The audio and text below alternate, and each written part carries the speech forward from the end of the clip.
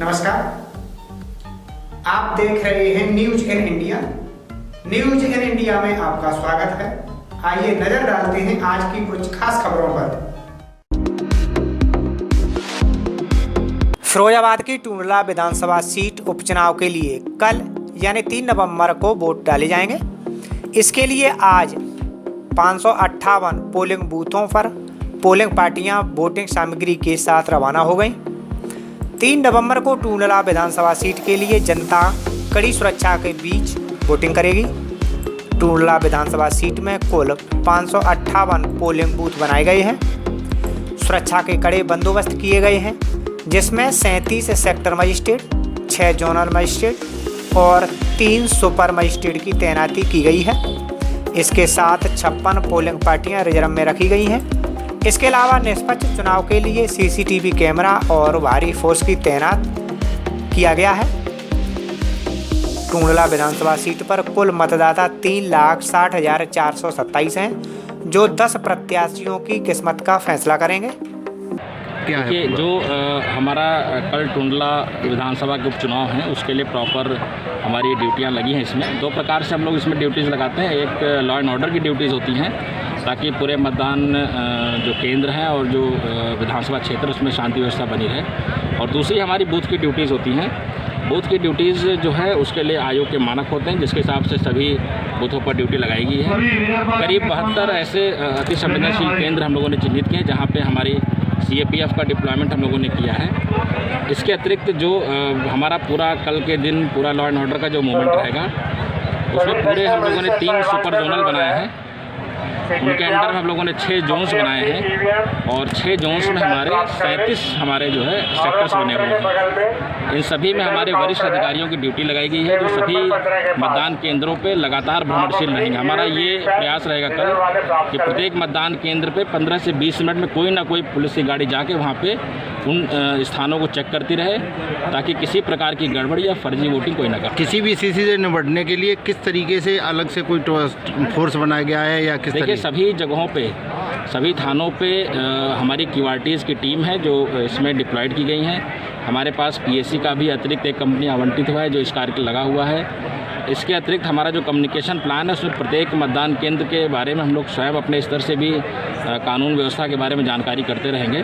तो सभी हमारे जो सेंटर्स हैं हमारे लगातार संपर्क में रहेंगे और हमारे पास पर्याप्त पुलिस बल है। किसी प्रकार से कहीं पर भी कोई भी गड़बड़ी जो है इसमें नहीं होगी।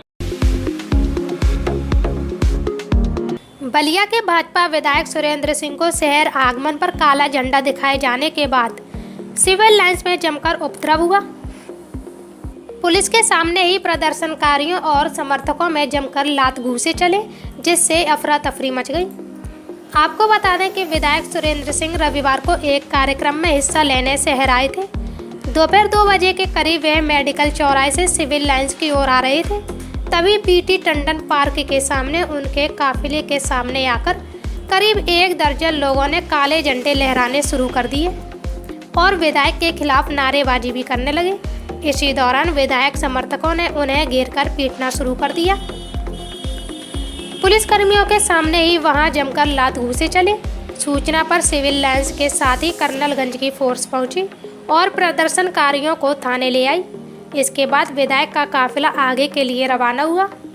प्रदर्शनकारियों ने खुद को होलकर सेना से जुड़ा बताया है।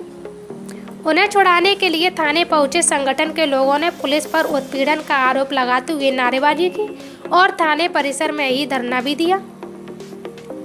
देर शाम सभी को छोड़ दिया गया। सिटी SP दिनेश कुमार सिंह ने बताया कि मारपीट करने वालों को CCTV और वीडियो फुटेज के जरिए चिन्हित किया जा रहा है। दोनों पक्षों के खिलाफ रिपोर्ट दर्ज करके कार्रवाई की जाएगी। और जब वो निकल रहे थे वहाँ हनुमान मंदिर से, तो वहाँ पे 10-15 लोग खड़े हुए थे साइड में, जो एकाएक गाड़ी के सामने आकर के काला झंडा वगैरह दिखाने लगे। ये जानकारी में आया और देखा भी गया उसका वीडियो में। उसी समय जो उनके पीछे चल रहे थे गाड़ियों में कुछ लोग, वो उतर करके आ गया। दोनों पक्षों में वहाँ मारपीट होने लगी थी। वहाँ इमीडिएट पुलिस क्योंकि उनके साथ लगी हुई थी, पीछे से कार्यक्रमों से ही साथ ही आ रही थी, तो उनको बीच बचाव करके वहाँ से हटाया भी है और जो वहाँ पे मिले लोगों को कस्टडी में ले गए थे वहाँ पे। और फिर दोनों लोगों के विरुद्ध जो है वहाँ पे अभियोग पंजीकृत किया गया है पुलिस के द्वारा और उसमें कार्रवाई की जा रही है। हिमाचल प्रदेश में मौसम ने अचानक करवट बदल ली है और कई इलाकों में सीजन की पहली बर्फबारी हुई। लाहौल स्पीति के गांव मूलिंग में बर्फबारी हुई और पारा गिरने से लोगों को ठंडक का एहसास हुआ। केलंग और चंबा में भी बर्फ पड़ी। वहीं बर्फ पड़ने से हिमाचल की वादियों की खूबसूरती और ज़्यादा बढ़ गई, लेकिन ठंड के चलते लोग घरों से बाहर नहीं निकले। रोहतांग, किन्नौर, सिंकुला और बारालाचा में भी हल्की बर्फबारी हुई। बारालाचा में हिमपात होने से मनाली लेह मार्ग बंद हो गया है। सिंकुला में बर्फबारी होने से झांसकर घाटी का संपर्क मनाली से कट गया। वहीं तापमान गिरने से कई इलाकों में पानी जमने लगा। केलंग का तापमान शून्य से भी नीचे चल रहा है, जिस वजह से प्रदेश के इन इलाकों में कड़ाके की ठंड पड़ रही है। जनजातीय क्षेत्र लाहौल स्पीति के लाहौल में मौसम की ये दूसरी बर्फबारी हो रही है। घाटी के मुख्यालय केलांग सहित दारचा, कोकसर, सिस्सू और नॉर्थ पोर्टल पर भी सुबह से ही बर्फबारी हो रही है, जिसकी वजह से मौसम में काफ़ी ठंडक महसूस की जा रही है। देखें तो किसानों के लिए ये वरदान साबित होगी और आने वाले फसल में इसका बड़ा फ़ायदा मिलेगा। वहीं पर्यटन की दृष्टि से देखा जाए तो ये बर्फबारी लाहौल वासियों के लिए बहुत अच्छी है और टनल के माध्यम से पर्यटकों की आवाजाही काफ़ी हो सकती है और कारोबारियों को लाभ पहुंचा।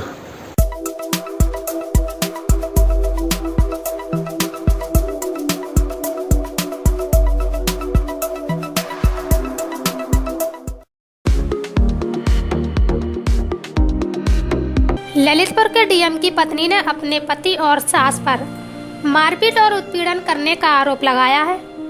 आपको बता दें कि जिला महिला अस्पताल में भर्ती ललितपुर के डीएम अन्नवी दिनेश कुमार की पत्नी राजकुमारी ने डीएम से अपनी जान बचाने की गुहार लगाई है। डीएम की पत्नी राजकुमार का आरोप है कि डीएम जिले का सबसे बड़ा अधिकारी है, जिससे कोई भी उनकी मदद नहीं कर रहा है। पीड़ित पत्नी का आरोप है कि ससुराल वाले जिलाधिकारी की दूसरी शादी कराना चाहते हैं, जिससे उसका पति उसको लगातार टॉर्चर करता है और कमरे में बंद करके मारपीट करता है।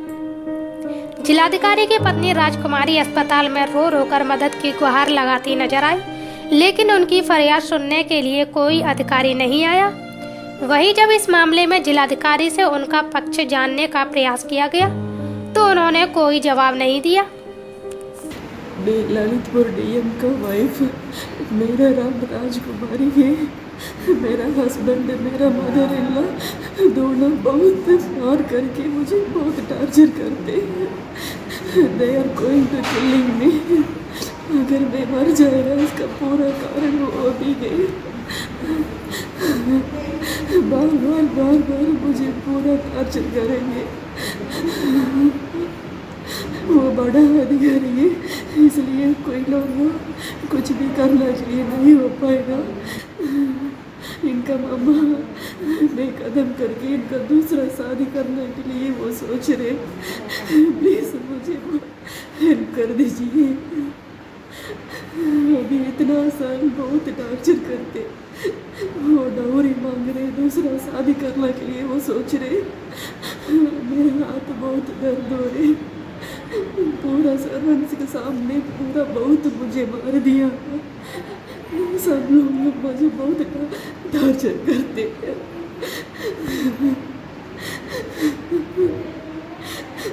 पहले भी इसी तरीके बहुत टाइम मुझे मार दिया। बार मुझे मार करके इतना टॉर्चर करेंगे।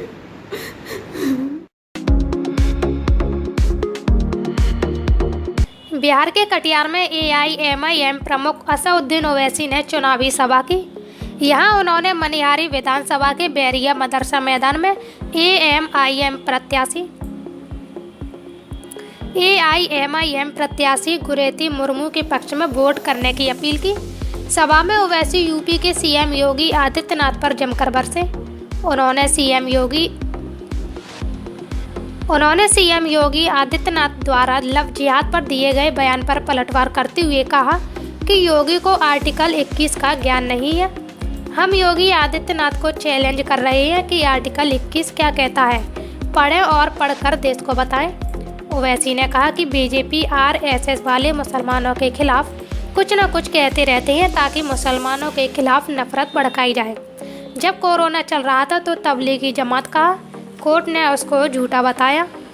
फिर यूपीएससी का जिहाद का सुप्रीम कोर्ट ने बता दिया सच्चाई किया है। अब योगी लव जिहाद की बात कर रहे हैं। ओवैसी ने कहा कि ये उत्तर प्रदेश की सीएम है, मगर इनको संविधान नाम की चीज़ न समझ में आती है और न उनको कुछ मालूम है। उनको ये समझना है कि संविधान में आर्टिकल 21 क्या है, वो पढ़ लें। अगर उनको पढ़ना नहीं आता तो किसी जानकार वकील से पढ़वा लें। तीसरी बात, स्पेशल मेरिट एक्ट क्या है? स्पेशल मेरिट एक्ट निकलवाइए। ये सिर्फ अपनी नाकामियों को छुपाना चाहते हैं। बिहार में इनकी दाल नहीं गल रही है, इसलिए नफरत फैलाना चाहते हैं।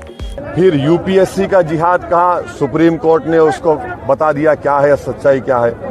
अब लव जिहाद की ये योगी बात कर रहे हैं। ये उत्तर प्रदेश के मुख्यमंत्री हैं, मगर इनको संविधान नाम की चीज ना समझ में आती ना उनको कुछ मालूम। उनको ये समझना है कि संविधान में आर्टिकल 21 क्या है वो पढ़ लें। अगर उनको पढ़ना नहीं आता तो किसी ज्ञानकार से, कॉन्स्टिट्यूट लॉयर से पढ़ा लें। तीसरी बात, स्पेशल मैरिज एक्ट क्या है? स्पेशल मैरिज एक्ट निकलवाइए। ये सिर्फ अपनी नाकामियों को छुपाना चाहते हैं। बिहार में इनकी दाल नहीं गल रही है, इसलिए नफरत फैलाना चाहते हैं। कोरोना के असर के चलते अर्थव्यवस्था की रफ्तार में जो कमी आई थी वो फिर से वापस तेजी की ओर लौटने लगी है। अक्टूबर महीने में बीते साल के मुकाबले जीएसटी कलेक्शन में 11% की बढ़ोतरी देखी गई है, तो कई अन्य संकेतक भी आर्थिक गतिविधियों को वापस पटरी पर लौटने के साफ संकेत दे रहे हैं। बीते दिनों पीएम मोदी ने भी भारत के 2024 तक 5 ट्रिलियन की अर्थव्यवस्था बनने की बात को फिर से दोहराया था। कोरोना के चलते देश दुनिया की अर्थव्यवस्था को खासा नुकसान पहुंचा है, लेकिन भारत में बीते कुछ महीनों में अनलॉक के बाद जिस तरह से आर्थिक गतिविधियों को बढ़ावा मिला है, उससे देश की अर्थव्यवस्था फिर से पटरी पर लौटने के साफ संकेत मिल रहे हैं। अक्टूबर महीने में देश में जीएसटी संग्रह का आंकड़ा 1 लाख करोड़ के पार पहुंच गया और ये 1,05,000 करोड़ से भी ज्यादा रहा। इतना ही नहीं, देश के अधिकांश राज्यों में जीएसटी संग्रह बढ़ा है। कोरोना संकट की दस्तक के समय फरवरी 2020 में भारत में जीएसटी कलेक्शन 1 लाख करोड़ के पार रहा था, लेकिन उसके बाद लगातार आर्थिक गतिविधियां ठप होने की वजह से ये आंकड़ा कम होता गया। लेकिन सितंबर महीने में पिछले साल की तुलना में जीएसटी कलेक्शन में इजाफा देखने को मिला और इसमें पिछले साल की अपेक्षा 10% से ज्यादा की बढ़ोतरी देखी गई। वित्त मंत्रालय द्वारा जारी किए गए आंकड़े के मुताबिक अक्टूबर 2020 में जीएसटी राजस्व संग्रह 1,05,155 करोड़ रुपए हुआ, जिसमें सीजीएसटी 19,193 करोड़ रुपए रहा, तो वहीं एसजीएसटी 25,411 करोड़ रुपए रहा। इस दौरान आईजीएसटी के रूप में 52,540 करोड़ रुपए राजस्व की प्राप्ति हुई, तो सेस के रूप में 8,011 करोड़ रुपए का राजस्व संग्रह हुआ। अक्टूबर महीने तक दाखिल जीएसटीआरबी 3B रिटर्न की कुल संख्या 80 लाख के पार पहुंच गई। जीएसटी कलेक्शन में उछाल केंद्र सरकार के लिए बेहद अच्छी खबर है, क्योंकि केंद्र सरकार को राज्यों को 2.35 लाख करोड़ रुपए की जीएसटी भरपाई के लिए 1.1 लाख करोड़ रुपए लोन लेना है। और पिछले महीने में ही केंद्र सरकार ने 16 राज्यों सहित 2 केंद्र शासित प्रदेशों को जीएसटी क्षतिपूर्ति की पहली किश्त के रूप में आरबीआई से कर्ज लेकर 6,000 करोड़ रुपए का भुगतान किया है। जीएसटी लागू होने के समय केंद्र ने 5 वर्षों तक राज्यों को होने वाले नुकसान की भरपाई का वादा किया था, जिसके तहत केंद्र सरकार ने राज्यों को ये पैसा दिया है।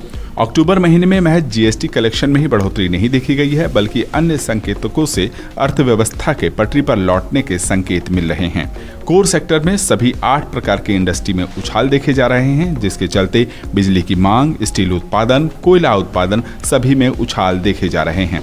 सितंबर महीने में निर्यात में 5% से ज्यादा की तेजी देखी गई है। उत्पादन के मोर्चे पर पीएमआई इंडेक्स में सितंबर महीने में अप्रैल के मुकाबले करीब 57% का उछाल आया है। सर्विस सेक्टर में भी अप्रैल के मुकाबले सितंबर में करीब 50% की बढ़ोतरी देखी गई है। ईबे बिल में भी सितंबर में करीब 7% की बढ़ोतरी दर्ज की गई है। ग्रामीण भारत में सितंबर में जबरदस्त मांग देखी जा रही है, जिसके चलते ट्रैक्टर के खरीद में अप्रैल के मुकाबले 75% की बढ़ोतरी देखी गई। तो वहीं देश में यात्री वाहनों के खरीदी में भी बीते महीनों में जबरदस्त उछाल आया है। बीते दिनों एक अखबार को दिए गए इंटरव्यू में प्रधानमंत्री मोदी ने भी इस बात को साफ तौर पर स्वीकार किया था कि देश की आर्थिक गतिविधियां तेजी से सुधार की ओर अग्रसर हैं और उन्हें इस बात का भरोसा है कि भारत 2024 तक 5 ट्रिलियन की अर्थव्यवस्था बनने की क्षमता रखता है। यूपी के ललितपुर में रविवार को जिलाधिकारी उन्नावी दिनेश कुमार का घरेलू विवाद दिन भर सोशल मीडिया पर गूंजा। डीएम की पत्नी ने पहले एक वीडियो जारी करके कहा कि उनके साथ मारपीट की जाती है। पति और उनकी मां दूसरी शादी कराना चाहती हैं, इसलिए उनका उत्पीड़न किया जा रहा है। मैं ललितपुर डीएम का वाइफ, मेरा नाम राजकुमारी है। मेरा हस्बैंड, मेरा मदर इन लॉ दोनों बहुत मार करके मुझे बहुत टार्चर करते हैं। They are going to killing me. अगर मैं मर जाएगा इसका पूरा कारण वो भी गए। बार मुझे पूरा टार्चर करेंगे। वो बड़ा अधिकारी है, इसलिए कोई लोग कुछ भी करने के लिए नहीं हो पाएगा। इनका मामा बेकदम करके इनका दूसरा शादी करने के लिए वो सोच रहे। प्लीज मुझे हेल्प कर दीजिए। सोशल मीडिया पर जारी वीडियो में डीएम की पत्नी राजकुमारी आरोप लगा रही हैं कि उनके पति जिलाधिकारी उन्नावी दिनेश कुमार और परिवार के लोग उन्हें प्रताड़ित करते हैं। परिवार वाले उनके पति की दूसरी शादी कराना चाह रहे हैं। शनिवार को भी दूसरी शादी की बात मां बेटे के बीच चल रही थी, जिसका विरोध किया गया। इस पर पति ने गुस्से में आकर पत्नी की पिटाई कर दी। वीडियो में अस्पताल के बेड पर फपक कर रोते हुए दिख रही राजकुमारी सास और पति पर उत्पीड़न का आरोप लगा रही हैं। वहीं दूसरे वीडियो में कह रही हैं कि वह टेंशन और डिप्रेशन में थी। यह हमारा पारिवारिक विवाद है, जिसे हम आपस में बैठकर सुलझा लेंगे। Good evening everybody. कल थोड़ा गुस्सा में थी, थोड़ा ज़्यादा टेंशन था, थोड़ा डिप्रेशन हुआ, इसलिए थोड़ा हमारा पर्सनल मैटर कौन ने रिकॉर्ड किया हमका पता नहीं, कैसे वायरल हुआ पता नहीं। ये सब कुछ पूरा हमारा फैमिली मैटर है। हम बात करके सब कुछ हम सॉर्ट कर दो।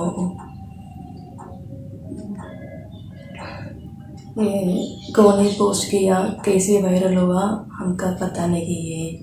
ये पूरा हमारा family matter. Thank you. Mathura के नंद बाबा मंदिर परिसर में नमाज अदा करने के मामले पर बखेड़ा खड़ा हो गया है। मंदिर के सेवायतों ने थाना बरसाना में 4 युवकों के खिलाफ रिपोर्ट दर्ज कराई है। उधर सोमवार की सुबह मंदिर परिसर को गंगा जल से धोकर शुद्धिकरण किया गया। इसके बाद गोस्वामी जनों ने हवन पूजन किया। सेवायत मुकेश गोस्वामी और शिवहरी गोस्वामी ने बताया कि 29 अक्टूबर को नंदगांव स्थित नंद बाबा मंदिर में 2 मुस्लिम यात्री फैजल खान और मोहम्मद चांद अपने 2 हिंदू साथी आलोक रतन और नीलेश गुप्ता के साथ आए थे। आरोप है कि फैजल और मोहम्मद चांद ने सेवायतों की बिना अनुमति और बिना जानकारी के मंदिर में नमाज अदा की और साथियों से फ़ोटो खिंचवाकर सोशल मीडिया पर वायरल कर दिए। इनके इस कृत्य से हिंदू समाज में आक्रोश है। सेवायत कान्हा गोस्वामी ने बताया कि 4 युवकों के खिलाफ रिपोर्ट दर्ज कराई गई है। उन्होंने नमाज अदा करने वाले दोनों युवकों के संबंध विदेशी संगठनों से होने की आशंका जताई है। साथ ही विदेशी फंडिंग की भी जांच की मांग की गई है। जय श्री कृष्ण। आज नंदगांव में जो हम लोग को ज्ञात हुआ है कि 2 मुसलमानों ने वहाँ पर नमाज अदा की है। हम इसका घोर विरोध करते हैं। सारे कृष्ण भक्त, पूरे भारत के जितने भी हिंदू हैं, कृष्ण भक्त हैं, या हम सब इसका विरोध करते हैं, साधु समाज भी। कल दिनांक 1 नवंबर को थाना बरसाना में नंद बाबा मंदिर के सेवायत श्री कान्हा गोस्वामी द्वारा सूचना दी गई कि विगत 29 अक्टूबर को 2 व्यक्तियों द्वारा मंदिर परिसर में आकर दर्शन किया गया। इसी दौरान उनके द्वारा नमाज अदा कर ली गई। इस सूचना पर अभियोग पंजीकृत कर लिया गया है। शीघ्र ही साक्ष्य के क्रम में अग्रिम विधि कार्रवाई सुनिश्चित की जाए। प्रशासन के फरमान के बाद भी कोल्ड खाली नहीं हो सके। अभी भी जिले के कोल्ड स्टोरों में 2000 मीट्रिक टन आलू डंप है। आलू स्टोर संचालकों के दबाव के बाद भी बहुत से किसान आलू निकालने नहीं आए। कुछ किसान कोल्ड स्टोर पहुंचे और अभी आलू न निकालने के लिए कोल्ड स्टोर के मालिकों से कहा। स्टोर संचालकों से कुछ दिन की मोहलत मांगी, लेकिन कोल्ड मालिकों ने किसानों को सरकार के आदेश का हवाला देकर मना कर दिया। आलू की बढ़ती महंगाई पर अंकुश लगाने के लिए शासन की ओर से 31 अक्टूबर तक कोल्ड स्टोर को खाली कराने के निर्देश दिए गए थे, लेकिन आदेश के अंतिम दिन तक 1000 मीट्रिक टन से अधिक आलू की निकासी हुई। फतेहपुर उद्यान विभाग की रिपोर्ट के अनुसार जिले के कोल्ड स्टोरेजों में 2000 मीट्रिक टन आलू रखा है। बता दें कि जिले के 13 कोल्ड स्टोरों में इस बार 60,863 मीट्रिक टन आलू रखा गया था। सितंबर महीने में 20 रुपये किलो बिकने वाला आलू अक्टूबर में 40 रुपये किलो पहुंच गया। प्रशासन ने आलू के बढ़ते दामों को काबू करने के लिए 31 अक्टूबर तक भंडारित आलू की निकासी के आदेश दिए थे। शनिवार को आलू निकासी कराने का समय पूरा हो चुका है, लेकिन अभी भी 2000 मीट्रिक टन आलू कोल्ड में डंप पड़ा है। जिन किसानों का आलू जमा है वह स्टोर में पहुंचकर संचालकों से कुछ दिन की मोहलत मांग रहे हैं। थरियाव कोल्ड स्टोर के मैनेजर नीरज कुमार ने कहा कि सभी किसानों को आलू स्टोर से निकालने की सूचना दी गई है। इधर 3 दिन में 500 मीट्रिक टन आलू निकाला जा चुका है। 150 मीट्रिक टन आलू अभी बचा है। जो किसान अभी नहीं आए हैं उनको भी फ़ोन से सूचना देकर बुलाया जा रहा है। प्रयास है कि 2-3 दिन में आलू स्टोर से बाहर निकाल दिया जाएगा। वहीं राम सिंह जिला उद्यान अधिकारी फतेहपुर ने बताया कि कोल्ड स्टोर संचालकों से रिपोर्ट मांगी गई है। रविवार के बाद जिस कोल्ड स्टोरेज में आलू भंडारण की रिपोर्ट आती है या फिर किसी प्रकार की सूचना आती है तो स्टोर संचालक के खिलाफ कानूनी कार्रवाई की जाएगी। यहाँ तक कि कोल्ड स्टोर की मशीनों को चलाने पर पूरी तरह रोक लगा दी गई है। उत्तर प्रदेश के झांसी में हैंडपंप से पानी भरने पर दलित परिवार के लोगों की दबंगों ने घर में घुसकर पिटाई कर दी। इस घटना में परिवार के 3 लोग गंभीर रूप से घायल हो गए। वहीं पुलिस ने भी पीड़ित पक्ष की तहरीर पर 9 लोगों के खिलाफ मामला दर्ज करके जांच शुरू कर दी है। मामला जिले के प्रेमनगर थाना इलाके के सैयर गांव का है, जहां दलित परिवार के कुछ लोग पानी भरने गए थे। उनका हैंडपंप से पानी भरना गांव के ही कुछ लोगों को पसंद नहीं आया। उन्होंने परिवार के लोगों को पानी भरने से रोक दिया। पीड़ित परिवार के मुताबिक पानी भरने से रोकने के साथ साथ दबंगों ने हैंडपंप के शुद्धिकरण के लिए 10,000 रुपए की मांग की। जब उन्होंने इसका विरोध किया तो उन पर लाठी डंडों से हमला कर दिया गया। पीड़ित परिवार के मुताबिक पुलिस में शिकायत दर्ज कराने को लेकर आरोपी पक्ष उन्हें बार बार धमका रहा है। उन पर शिकायत वापस लेने का दबाव भी बनाया जा रहा है। दबंगों के डर से पीड़ित परिवार अपने घर नहीं जा पा रहा है। वहीं पुलिस का कहना है कि हैंडपंप से पानी भरने को लेकर विवाद हुआ था। इसमें 3 लोग गंभीर रूप से घायल हुए हैं। तहरीर के आधार पर मुकदमा दर्ज कर लिया गया है। पीड़ित पक्ष को पूरी सुरक्षा दी जाएगी और दोषियों को गिरफ्तार करके जेल भेजा जाएगा। क्या हुआ था आपके साथ? हैंडपंप पे पानी भरने गए तो मारपीट करने लगे। 10,000 रुपये थे वो पूजन करा शुद्धिकरण। क्यों? वो छीला तुमने छीला छो तुम बरा रहे हो, हमें याद है। अच्छा, आप बरा रहे हैं? हाँ, बरा रहे हैं। तो ये बरहमेशा है कि एक पहली बार? साल भर का होगा उन्हें परेशान करते करते। तो आप लोग पानी नहीं आता क्या? हेडपम्प एक ही हेडपम्प है, सरकारी हेडपम्प है। वो कौन है वो लोग? यादव है। दबंग है क्या? हाँ, क्या नाम? दबंग लोग हैं, सावन का धंधा करते। और मोनू यादव, सोनू और वो और 3 जने हैं। मारा क्या करा? मारा उन्होंने, मटका फोड़ दिया। मटका फोड़ दिया, मारपीट करी तो हाथ टूट गया। लड़का आया तो उसे भी मारा। बिजौली चौकी क्षेत्र के अंतर्गत आने वाला जो गांव सैयर, उसमें एक दलित परिवार के द्वारा 9 लोगों के खिलाफ FIR लिखाया गया है। पानी भरने को लेकर विवाद होना, पानी भरने से मना करना और जाति सूचक शब्द कह के गाली देना और मारपीट करना, इन धाराओं में मुकदमा लिखा गया है। पीड़ित परिवार को मेडिकल है तो हॉस्पिटल रेफर कर दिया गया है। सभी लोग सुरक्षित हैं। मेडिकल के आधार पर धाराएं बढ़ाए जा रहे हैं और 9 लोग जो नामजद है ये एक ही गांव के हैं। 9 ही लोग पड़ोसी हैं मोनू यादव, सोनू यादव, अर्जुन यादव, रामबाबू यादव, प्रमोद यादव, रमेश यादव, कालीचरण, श्रीमती उषा यादव और हल्की यादव, ऐसे 9 लोगों का नेम्ड एफआईआर है। सभी लोग फरार है, घर बंद करके भागे हुए हैं। इनको गिरफ्तार करने तो 3 अलग अलग टीम गठित किए गए हैं। जल्दी से जल्दी इनको गिरफ्तार कर लिया जाएगा। और जहां तक पानी भरने को लेकर विवाद है, पहले इस संबंध में कोई आरोप या कोई विवाद थाने के संज्ञान में नहीं लाया गया है। उस हैंडपंप में सभी समाज के लोग पानी भरते हैं। इस संबंध में और गहराई से जांच की जा रही है। कोई भी तथ्य सामने आएगा उसके आधार पर कार्रवाई किया जाएगा। जहां तक गिरफ्तारी है, अभी 3 टीमें अलग अलग गठित किए गए, वो तत्काल इनको गिरफ्तार करें। उत्तर प्रदेश के बहराइच में हुए भीषण सड़क हादसे से 6 लोगों की दर्दनाक मौत हो गई। सड़क दुर्घटना में 10 लोग घायल भी हुए हैं। आपको बता दें कि गोंडा बहराइच राजमार्ग पर शिवादा मोड़ के पास सवारियों से भरी वैन को अज्ञात वाहन ने टक्कर मार दी,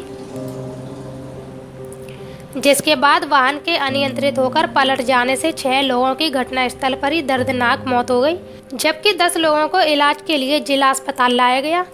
इनमें 3 की हालत नाजुक बताई जा रही है। सूचना पर पहुंची पुलिस ने शवों को कब्जे में लेकर पोस्टमार्टम के लिए भेज दिया है। मौत की खबर से परिजनों में कोहराम मच गया। पयागपुर थाना अध्यक्ष मुकेश सिंह ने बताया कि अम्बेडकर नगर के किछौछा में श्रद्धालु जियारत करने गए थे। वहां से जियारत करके लखीमपुर लौट रहे थे। शिवादा मोड़ के पास किसी अज्ञात वाहन ने वैन को टक्कर मार दी, जिसमें 6 लोगों की मौत हो गई है और सभी घायलों को इलाज के लिए मेडिकल कॉलेज बहराइच में भर्ती कराया गया है। हम लोग किछौछा से आ रहे थे, लखीमपुर तक जाना चाहते थे। लखीमपुर में घर है और ये पयागपुर के पास में एक्सीडेंट हो गया। हम 2 गाड़ी में हम सवार थे, एक हमारी आगे गाड़ी थी, एक पीछे वाली गाड़ी का एक्सीडेंट हुआ। पता नहीं किस चीज़ से हुआ। गाड़ी साइड में खड़ी है। गाड़ी का कंडीशन ऐसा है कि ड्राइवर और 2 लोग जो आगे बैठे थे वो उसी में दब गए। एक लोग तो उसी में डेथ हो गया था, कुंडी फट गई थी उसकी। और करीब 11:30 बजे एक्सीडेंट हुआ है। पुलिस तो पहुंच गई थी। तो उसके बाद करीब 3 बजे हम लोग अस्पताल आके पहुंचे हैं। 3:15 बजे 3:17 पर अस्पताल आके पहुंचे हैं। अगर वो एम्बुलेंस टाइम से पहुंच जाती है तो इतने लोगों की डेथ नहीं होती।